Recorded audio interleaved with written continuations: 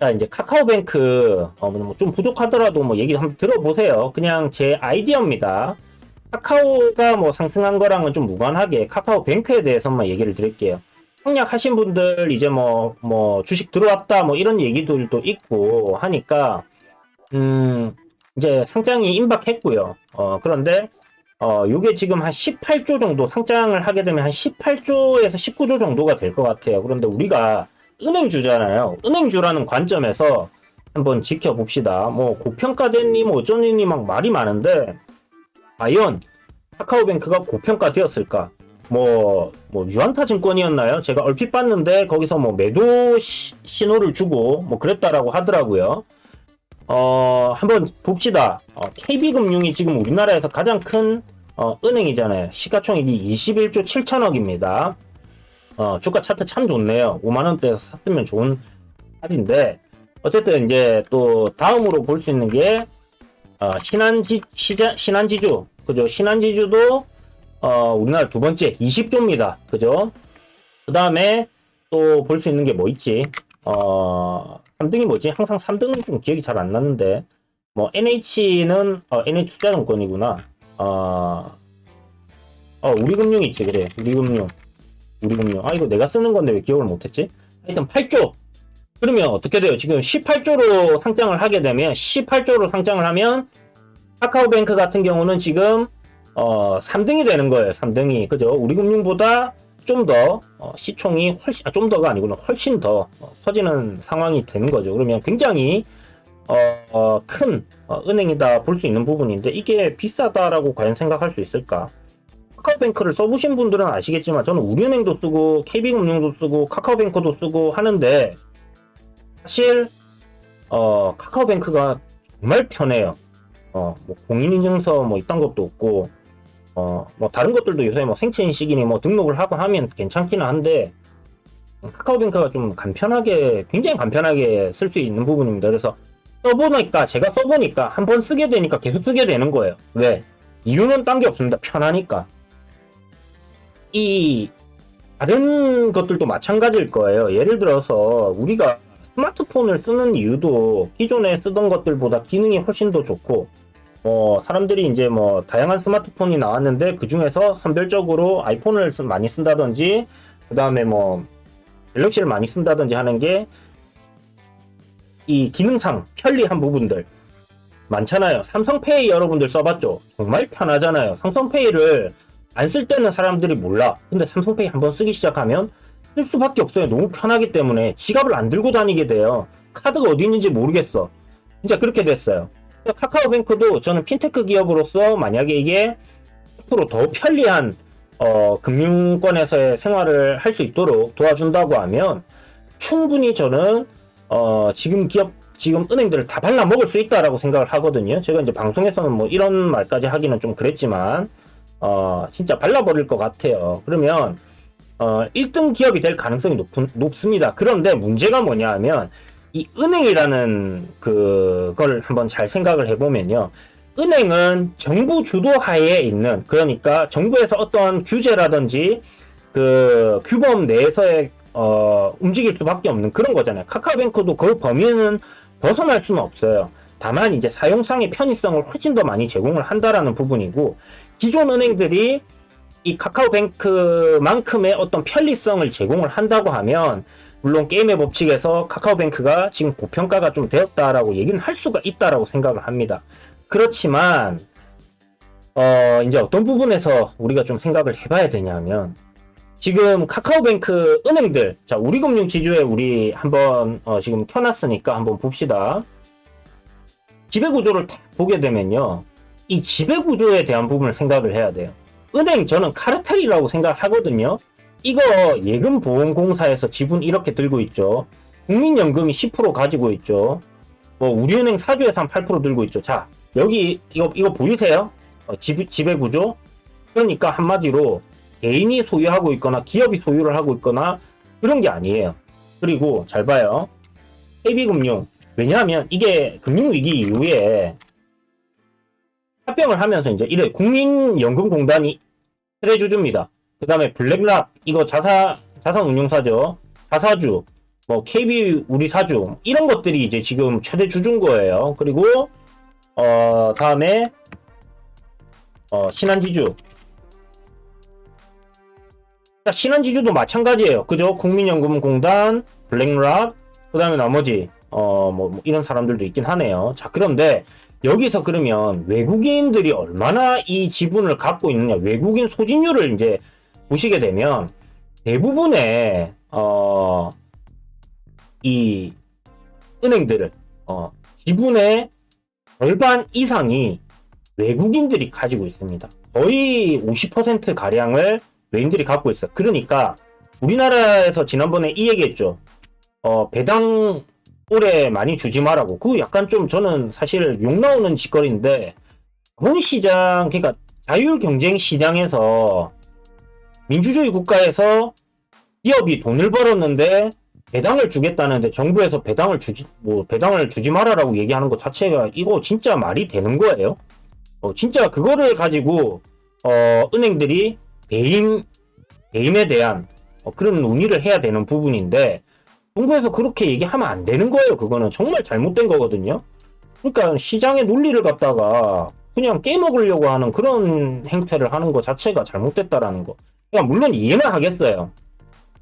외국인들이 많이 들고 있기 때문에 자본이 외국으로 많이 빠져나갈 수 있다. 자산가들이 은행주들을 많이 들고 있기 때문에 뭐 부자들이 더 돈을 버는 그런 형태가 된다. 뭐 그런 거에 대해서 생각은 할 수 있겠지만, 그렇다고 해서 배당을 많이 하면 안 된다? 그건 진짜 잘못된 거고, 어찌됐든 간에 이런 고배당 성향이 있기 때문에 은행주들이 외국인들에게 인기를 받는 부분이다라고 생각을 하시면 되고, 자산가들에게 인기를 받는 부분이다라고 생각을 하시면 됩니다. 작년에 은행들 사라고 했던 이유가 다 거기 있는 거예요. 주가가 이거보다 더 빠질 수가 없기 때문에. 어찌됐든 간에 그런 부분을 우리가 한번 생각을 했을 때, 그러면 지금 우리금융이든 하나금융이든 신한지주든 KB금융이든 은행들은 외인들이 거의 한 절반 이상의 지분을 갖고 있다라고 생각을 하시면 되는데, 자, 그러면 아이고 비트코인 계속 올라가네. 카카오뱅크입니다. 이게 이제 IPO 스탁이라는 웹사이트인데요. 요게 보면 이제 신규 상장하는 종목들에 대한 내용들을 좀 볼 수 있는 그런 사이트예요. 여기 보면 이제 카카오뱅크에 대한 이런 쭉 이야기들이 있는데, 우리가 여기서 이제 봐야 되는 부분은 뭐냐면, 재무 정보를 봐도 되겠지만 일단 주주 구성이에요. 제가 좀 전에 이야기한 부분들 생각을 하면 최대 주주가 27.26%를 가지게 됩니다. 그죠? 기존 주주들이 있어요. 36.76%. 이게 기존에 이제 투자한 사람들이라든지 카카오뱅크 처음에 출범할 때 주식 나눠 가졌잖아요. 다 출자를 한 회사들이 있으니까 그 회사들이 가지고 있을 거고, 그 다음에 기존 주주가 또 한 3.2% 있고, 우리 사주 공모한 게 20%. 자, 그럼 보호 예수 물량 합계가 72%입니다. 여기서 기존 주주가 3.2%에서 한 40%가 조금 넘어가는데, 여러분 이걸 한번 생각해 봐요. 보통 상장하게 되면 기관 투자자들, 공무시 기관 투자자들 들어오죠. 일반 투자자들 들어옵니다. 요거 한 10% 정도 돼요. 그러면 지금 유통 가능 주식 수가 27%인데 전체적인 주식에서 상장 이후에 쏟아져 나올 수 있는 물량은 27%밖에 안 되는 겁니다. 그러면 이거 외국인들이 주워 담을까요? 안 주워 담을까요? 아마 급락 나오기를 바라고 있을 겁니다. 그 다음에 증권사라든지 자산가들이라든지 은행 카르텔 얘기했죠. 당연히 급락 나오기를 바라고 있을 거예요. 연기금이 카카오뱅크 안 살 것 같아요, 여러분. 지켜보세요. 연기금은 카카오뱅크를 살 수밖에 없어요. 그러면 언제 사느냐? 기존 주주로 들어가 있는지는 제가 확인 안 해봤는데, 비중을 갖다가 다른 은행들처럼 9%에서 10%까지 늘릴 겁니다. 급락이 나오면 다 받아내겠죠. 그러면 생각을 해봐요. 외국인도 앞으로 살 거고, 그냥 상장하자 말자 살지는 모르겠어요. 외국인들이 살지. 근데 일단은 산다라는 가정은 저는 맞다라고 생각하거든요. 외국인들이 대량으로 매수할 겁니다. 그 다음에 연기금이 대량으로 매수할 거예요. 아까 전에 은행주들 봤는데 연기금은 없는 거 봤어요, 여러분? 없잖아요, 그죠? 분명히 매수를 할 건데, 그럼 어느 시점에서 매수를 할 거냐? 알 수가 없습니다. 연기금은 자기네 돈이 아니에요. 연금 우리가 내는 돈 계속 들어가잖아요. 그러면 이게 빠지면 빠질 때 또 살 수도 있고 오르면 오를 때 또 살 수도 있어요. 언제 살지 몰라요. 아마 그냥 살 것 같아요, 저는. 그러면 과연 카카오뱅크가 조정이 어마어마하게 크게 나올 수 있을까? 정말 고평가되었기 때문에 얘가 반토막까지 빠질 수 있을까?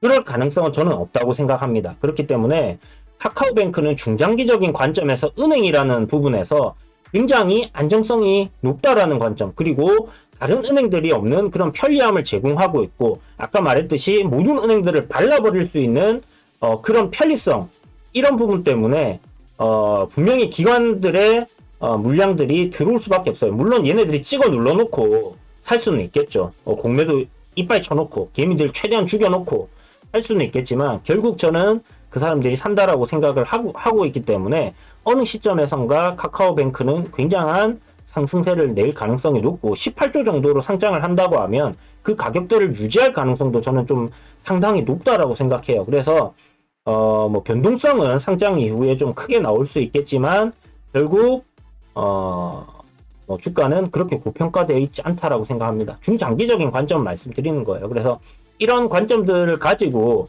장기적으로 조정이 나왔을 때 어떤 뭐 매매 트레이딩의 아이디어로 좀 활용을 해볼 수도 있지 않겠나라는 생각이 들고요. 기관이나 외국인들이 매수를 대량으로 할 때는 분명히 프로그램 매수나 매도세가 붙을 겁니다. 그래서 종목별 프로그램 매매를 볼 수가 있어요, 실시간으로. 그런 부분들을 활용을 하셔가지고 프로그램 매도가 강하게 들어온다, 만약에 조정이 나온 상황에서 강하게 들어오고 있다, 매수에 계속 누적이 되고 있다, 그러면 매수 관점으로 한번 바라볼만 하다라고 생각합니다. 그래서 카카오뱅크는 그냥 지금 시중에 나오는 뉴스대로 뭐 너무 고평가됐네요 뭐 이게 아니라 뭐 그냥 핀테크 기업이니까 뭐 이 정도는 적정 주가다 뭐 이게 끝이 아니라 실질적으로 앞으로 이 회사를 노리고 지분을 매입하고 싶어하는 사람들의 그런 수요, 이런 거를 좀 생각을 해야 돼요. 기존 주주들이 카카오뱅크 상장하면 이 물량 40% 다 던질까요? 6개월 후에 과연 던질까?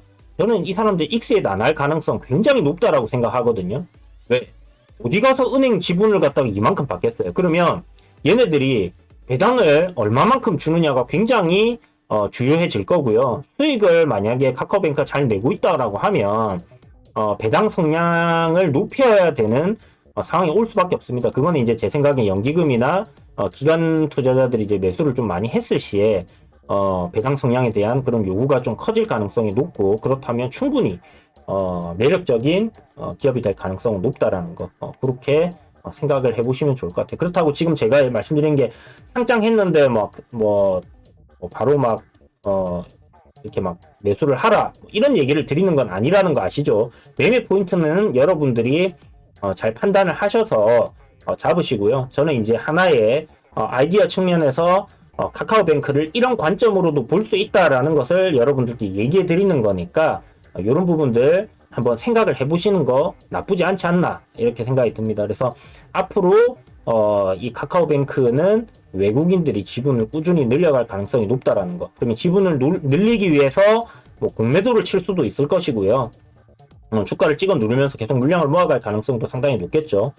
그런 부분들 좀 복합적으로 좀 생각을 해보시면 좋을 것 같습니다. 그래서 단기적인 트레이딩 관점에서는 아까 말씀드렸던 그런 프로그램 매도 이런 부분들 좀 생각하시고, 공모 시에 이제 들어온 기관 투자자나 일반 투자자들 같은 경우는 아마 단기적인 성향이 강할 거기 때문에 한 10% 정도의 물량은 쏟아져 나올 수 있다. 그리고 기존 주주들도 평단에 따라서 뭐 다를 수 있겠지만 쏟아져 나올 수 있다라는 부분을 생각한다면, 단기적으로는 뭐 따상이 될지 안 될지는 모르겠지만 일단 수익이 나는 상황에서는 사람들이 좀 많이 매도를 할 수 있다라는 부분 생각해 두시고, 청약하셨던 분들은 뭐 너무 큰 대박을 노리시기보다는 18조면 사실 뭐 적게 평가되어 있는 건 아니에요. 뭐 고평가가 되는지는 모르겠지만 그렇다고 해서 뭐 굉장히 저렴하게 평가가 돼 있다라고 생각지는 않습니다. 그렇기 때문에 상장 시에는 거품이 분명히 있다라는 거, 그런 부분 생각을 하셔서 분할 매도 관점으로 청약해서 당첨되신 부분에 대한 수익을 좀 챙기시는 것도 좋겠습니다. 너무 뭐 꼭대기에 팔겠다 이건 욕심이니까 그런 부분들 참고하시고요. 또 이후에 뭐 눌린다.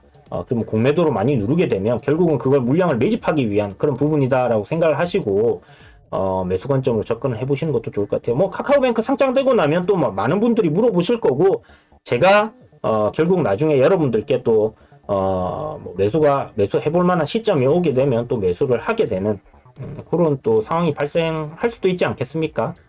기본적으로 좀 무거운 종목들은 별로 좋아하진 않지만 그래도 좀 혁신적인 기업이라고 생각을 할 수 있는 은행주들 중에서는 굉장히 보수적인 관점으로 보잖아요, 은행들은. 그런데 카카오뱅크는 조금 그런 부분은 좀 열어놓고 볼 수 있는 부분이다라고 생각을 하기 때문에 추후에 한번 상장 이후에 또 저점 구간에서 분양할 수 있는 기회가 있는지 한번 지켜보도록 하겠습니다. 자, 그래서 여러분들 구독과 알림 설정, 좋아요를 눌러주셔야지 나중에 제가 카카오뱅크 매수 타이밍이 왔을 때 그럴 때 또 영상을 올려드리면 여러분들도 참고하실 수 있겠죠. 그래서 오늘 카카오뱅크 관련해서는 여기까지 마무리하도록 하겠습니다. 감사합니다.